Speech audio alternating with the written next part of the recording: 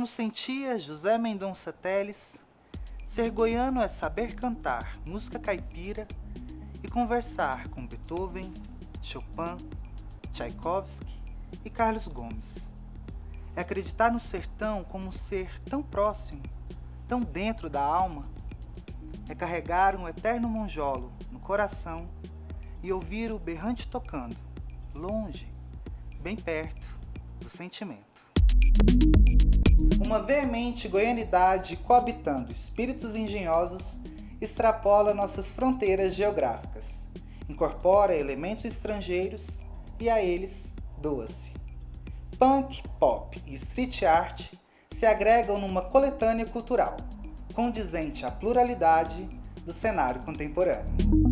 Renda-se a insustentável leveza do encontrar-se e despir-se ao mundo. Independente do veículo empregado, nossos artistas transmitem verdades que você merece contemplar. Uma proposta de transcendência no modo de interação com a realidade. Oscar Fortunato rouba a atenção sem que a erudição seja necessária para que a experiência artística se realize. O tipo de trabalho do qual todos deveriam entender, ter autoconhecimento e noção da responsabilidade que temos em atuar na cidade, transformando-a num ambiente propício à vida que almejamos. O curta-metragem como veículo de inventividade e liberdade parte da compreensão do cinema além do entretenimento, mas considerando também essa função.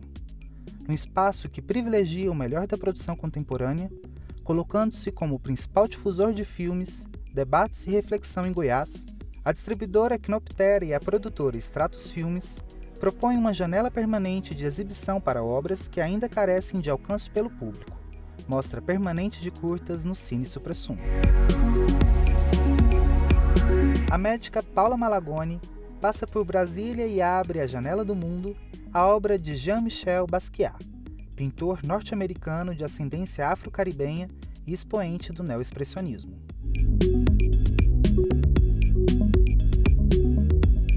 Aos 4 anos de idade, na cidade de Coralina, marcada pela música sertaneja, cânticos religiosos e serestas da cidade, iniciou-se a formação musical de João Caetano. O médico artista que defendeu honrosamente as raízes interioranas ao longo de 45 anos de carreira, nos conta sua trajetória de resistência e originalidade numa prosa inspiradora.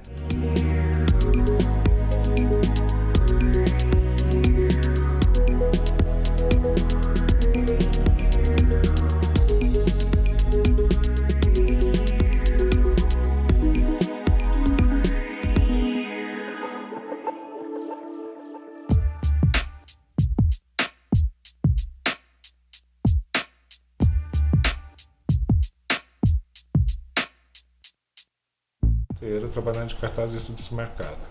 Trabalhei no Brasil, Passo Bem, esses supermercados grandes eu trabalhei em todos. O último que eu trabalhei foi no Marcos. Então eu sempre tive envolvido com tinta, eu sempre trabalhei também como pintor letrista há um tempo e sempre desenhei as coisas minhas, as coisas próprias minhas mesmo. Tem uma hora da sua vida que você tem que aceitar o que você é. Eu não seria feliz ou eu não conseguiria fazer outra coisa que não fosse alguma coisa nesse sentido. E a minha noção de lidar com as pessoas, até mesmo conversar, da troca das coisas, ela me foi passada, ela me foi firmada com o movimento punk. Os meus amigos, quando eu me identifiquei com essas pessoas, eram os meus amigos e aquilo foi o que me moldou ideologicamente. Seria outra pessoa completamente diferente se não fosse o movimento punk.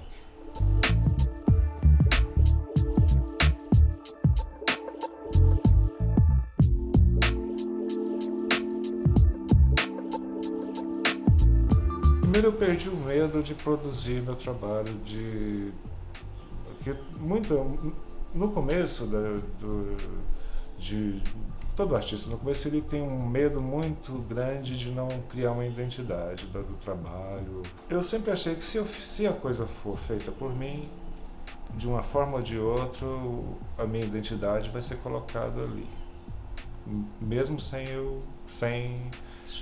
a minha vontade. Então eu me senti livre a fazer qualquer tipo de coisa, desde uma gravura, uma colagem, uma corrosão. Então todas as coisas que eu faço, a primeira coisa é se tecnicamente eu dou conta de fazer, porque eu gosto do primor técnico também, né? De uma boa corrosão, da serigrafia bem feita, eu gosto mas também eu gosto da sujeira do punk, da coisa mais bruta um pouco.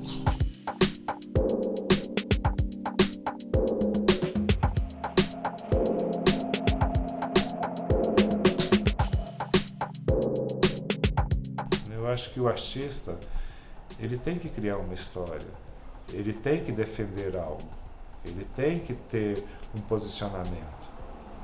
Eu acho o artista que passou o tempo produzindo e não disse nada, não acrescentou nada, não defendeu nenhuma ideia, não teve um posicionamento, eu acho que não serviu como artista. Sabe? Porque o artista, ele tem uma missão, né? Todos os começos de revoluções, de qualquer coisa, começa com os artistas, né? Então, os artistas, nós somos o que muda a sociedade de verdade. Nós temos um serviço muito sério, nós temos uma missão muito séria. O artista, ele tem necessidades normais, né? E a necessidade de não ficar atrelado, e a ausência de lugares também, né? Então você tem quando nós abrimos, a galeria vai fazer 8 anos, era muito mais complicado, não tinha. Hoje você já tem mais lugares de exposição. E às vezes a gente até acha, algumas pessoas não entendem muito bem porque acham que a galeria tem que abrigar todos e não dá para fazer isso e quando fazer um trabalho, entendeu? Então é muito complicado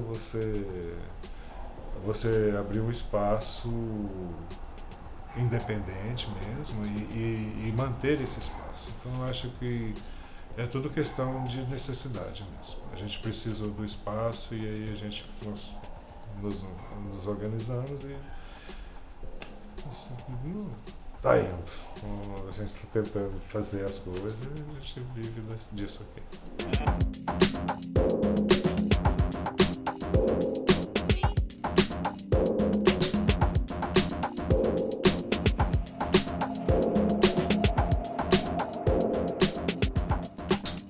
Eu gosto de ouvir crianças falando das coisas. Parece que elas têm uma visão mais verdadeira do que eu quis dizer mesmo, né? Então, mas o meu público é bastante eclético mesmo. Ele é de crianças, assim, pessoas mais idosas, quando eu estava falando para os colecionadores mais tradicionais, jovens.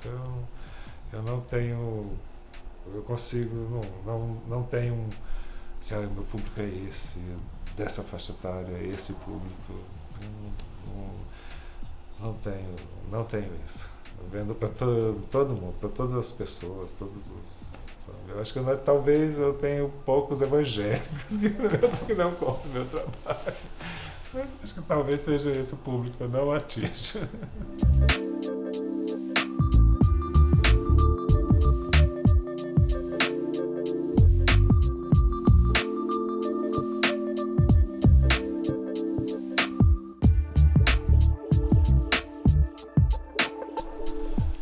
Eu gosto da rua, eu gosto das expressões que eu escuto na rua, do falar, né? E consigo filtrar certas coisas e trazer para o meu trabalho. Então, quando eu escuto uma expressão nova, que às vezes eu chego a notar a aparência das pessoas, e a própria geografia da cidade me agrada muito. Eu gosto muito de Goiânia, eu tenho uma paixão mesmo por Goiânia. Realmente eu aprendi a gostar, né? Como todo goiano de Goiânia, ele não nasce gostando de Goiânia, ele aprende a gostar.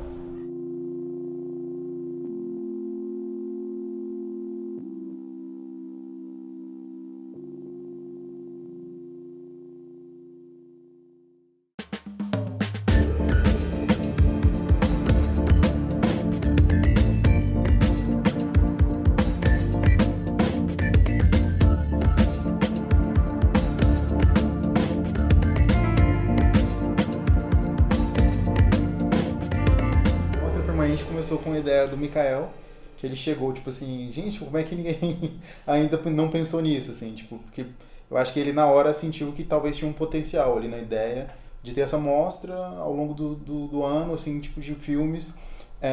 Nessa primeira edição são filmes desde os anos 2000 até filmes recentes, assim.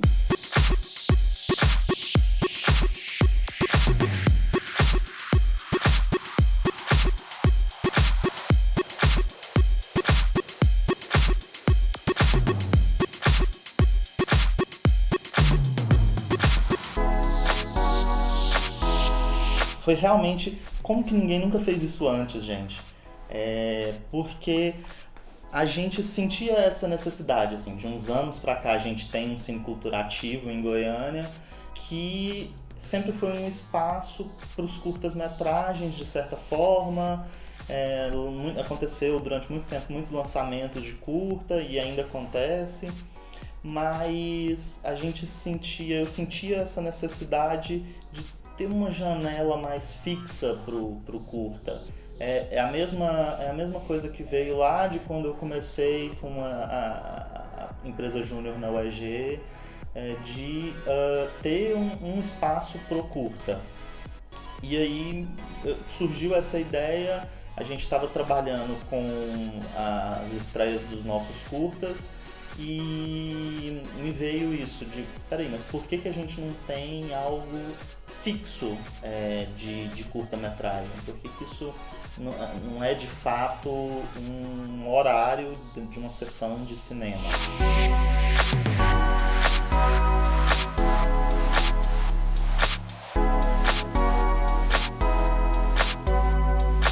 E aí partiu dessa ideia, não, então a gente quer fazer um projeto, e aí eu trouxe para o Gabriel e a gente conversou sobre isso e desenhou a mostra da forma como ela é hoje.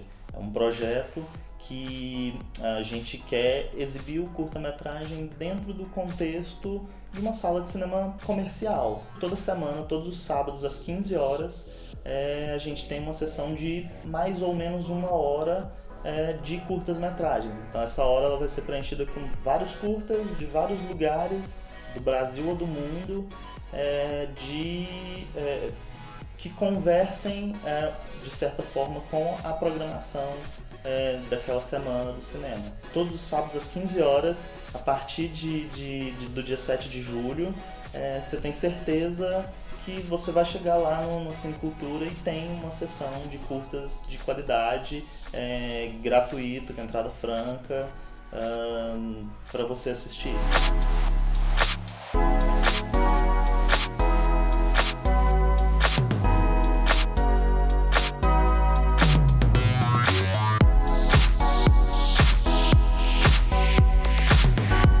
Então, a gente terminou as inscrições com aproximadamente 800 filmes. Por conta desse período que a mostra abarcou, que é a partir dos anos 2000, a gente conseguiu ter um panorama muito geral, assim, tipo dessa produção brasileira e goiana.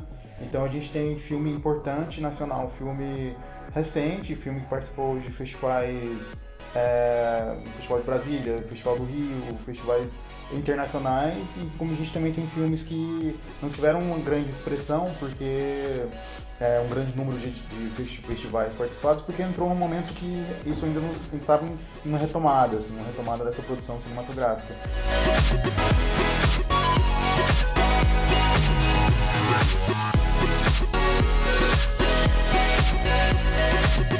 Acho que a democracia do curta-metragem na mostra permanente é muito importante, assim, pro projeto, e é muito importante pra gente também como curta-metragista, assim. E a curadoria não foi fácil, porque como são muitos filmes, então são 800 filmes e acabam sendo selecionados 100 filmes, assim. São muitos filmes selecionados. Tem a coisa que é importante, que é da remuneração, assim, desses filmes, o licenciamento, porque às vezes você tinha um filme há muitos anos em casa e esse filme não estava parado, assim, e o filme é de qualidade. Então a mostra vem também como isso, assim, tipo, por mais que seja um valor ainda simbólico, é um valor que às vezes contribui, às vezes é um incentivo, às vezes é o que faltava para continuar naquilo, faltava para poder continuar interessado em continuar produzindo, continuar fazendo curta-metragem, tanto em Goiás quanto no Brasil como um todo, assim.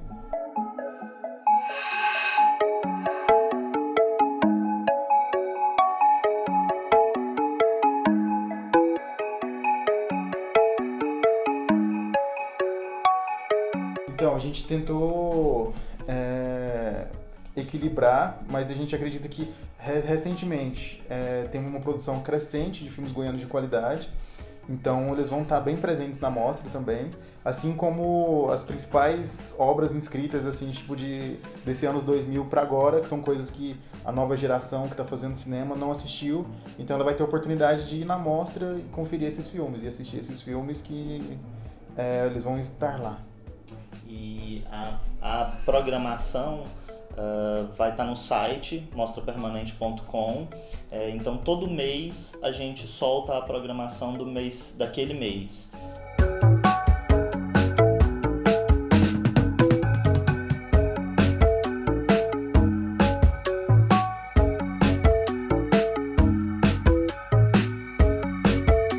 Independente do que a gente já tenha feito, é muito pouco para o que a gente quer. Acho que esses 4 anos, 5 anos de Stratos, filmes e agora de Quinoptera é só o começo de uma história que tem muita coisa para acontecer ainda. A gente tem muitas pretensões.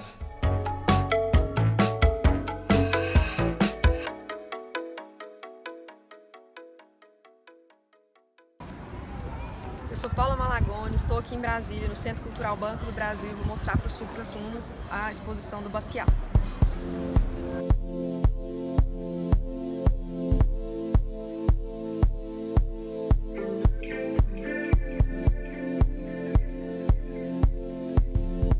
Sempre que venho a Brasília, confiro o que está acontecendo no Centro Cultural Banco do Brasil.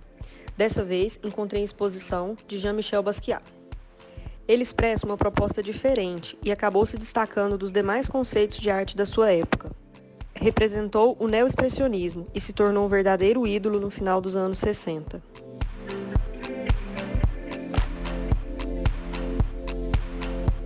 A exposição mostra a forte relação de Basquiat com a cultura pop. Ele misturava em suas obras imagens, palavras e textos.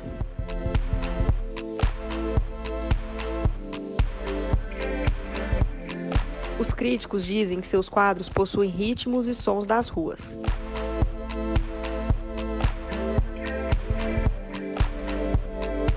Essas telas ele pintou com Andy Warhol. Eles produziram juntos mais de 100 quadros, ficaram muito amigos. Descobri que Warhol projetava as imagens na tela, pintava à mão e Basquiat pintava sobre a imagem de Warhol e em torno dela.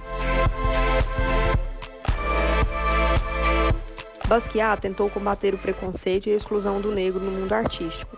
Chegou a ter interesse em se tornar cineasta. Ele admirava muito Jack Kerouac e se inspirava em desenhos de Leonardo da Vinci.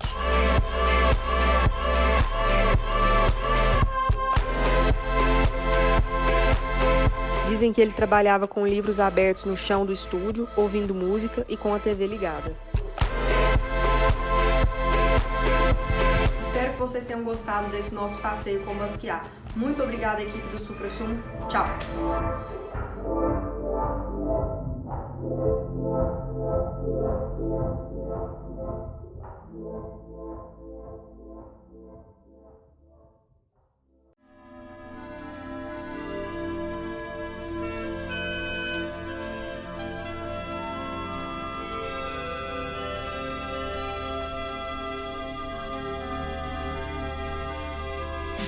Conte pra mim o que é que eu posso fazer além do amor por você que dividiu e nem deixou respirar. Esse cara é médico, empresário, roda o mundo, super respeitado, né? Deve ser super legal ter esse respeito no mundo todo. Obrigado. Uma bênção, porque, na verdade, uma coisa eu nasci com aquilo, né? A musicalidade, ela é nata. Pra mim, conte que é simples assim, você gostando quando eu também. Mas aí, como que foi, assim, ficar longe da família, sair, né, do coração ali? Porque o teu coração é goiano, né, João? Foi difícil fazer a vida Na fora? verdade, Goiânia me deu muito subsídio para fazer com que as pessoas conhecessem a minha alma, né? A minha maneira de expor a minha obra, a minha musicalidade. Mas eu nunca deixo de falar que a fonte maior é Goiás Velho, né? Uma cidade altamente poética, né? E depois Goiânia me deu esse estímulo e fui embora com 18, com 23 anos. A saudade foi grande, mas sempre se comparava com a conquista que eu poderia ter, com o desafio na minha frente, saber que eu poderia realmente ser capaz de realizar. Que vem pra valer. Minta pra mim. Conte que é simples assim. E você começou nos festivais antes mesmo de completar 18, né? Foi. É curioso, porque como eu não tinha 18 e o festival era universitário, então eu colocava o nome de um primo que era universitário. Aí quando eu cheguei na universidade, nasceu o Comunicação, que era um festival basicamente de pessoas que não fossem universitários. Então aí os festivais me deram essa força, mas mesmo assim, ganhando 3 festivais, foi uma coisa de tricampeonato. 73, 72, 73, 74. Não dava espaço para ninguém. Mas eu falei, poxa, está agarrado em mim, isso nasceu comigo. Eu acho que vai dar um tempo e eu vou seguir a minha medicina, porque só faltavam 3 anos para me formar. Então aí eu tive a bênção de ir para o Rio de Janeiro, porque foi muito legal, porque lá eu pude fazer a residência e conhecer as pessoas do meio musical. E o Ivan Lins me hospedou na casa dele. Falou, nós vamos fazer naquela época, um long play teu. Goiânia teve um show chamado Doçura nos anos 80, que era realmente estar assumindo, gravar um CD, mostrar a música para um país mais além fronteiras, né? E permitir, né, a sensibilidade no trabalho e levar isso para as letras, né? Como que é o teu processo de compor, assim? Olha, eu sempre criei as melodias, sempre criei primeiro né? E depois eu vesti a letra. E eu, lá em Goiás, eu achava que a letra era suficiente. Quando eu cheguei em Goiânia, eu percebi que tinham muitas pessoas que escreviam muito melhor, né? E aí me liguei ao meu primeiro parceiro, que é o Otávio Indaia, né? E acho que 90% das minhas canções são com ele, né?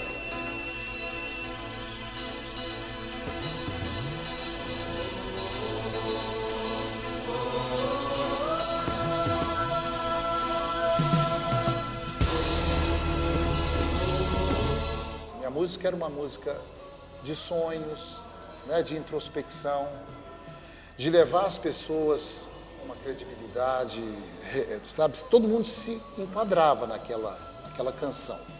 Quando chegou axé, o sertanejo, a lambada, passou a ser muito mais entretenimento. O que a letra diz não é tão o mais importante, né?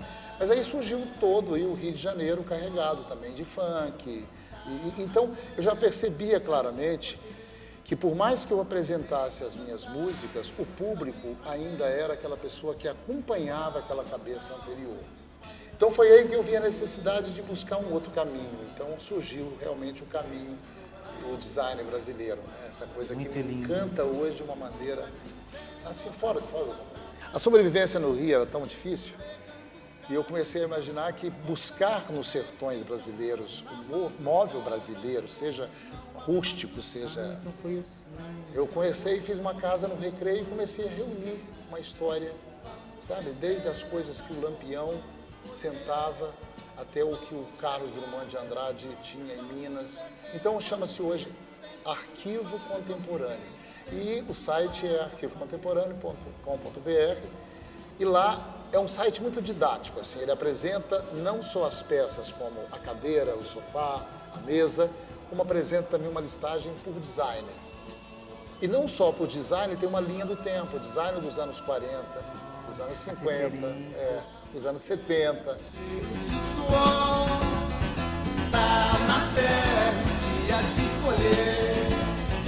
Tem plantado, não dá nem pra ver o arrozal. tenho que te agradecer demais em nome da equipe Suprassumo e dizer para acreditar. Né? Eu acho que uma coisa que ficou muito forte para mim agora nessa conversa é isso. Quanto que você acreditou em você. Né? Às vezes... Teve medo, João? É um processo solitário, né? Principalmente porque você tem uma pré-resoluções, né? Da escola, da vida, da família, e você de repente se acha meio um estranho no ninho.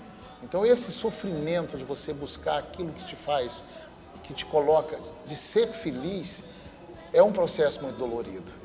Só que depois que você realmente mostra que você é um ser humano, sabe? Que você tem sensibilidade, se doa às pessoas, você acaba aceitando das pessoas o seu caminho.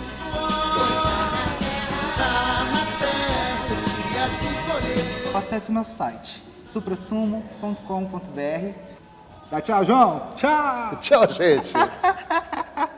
Ai, que Obrigado.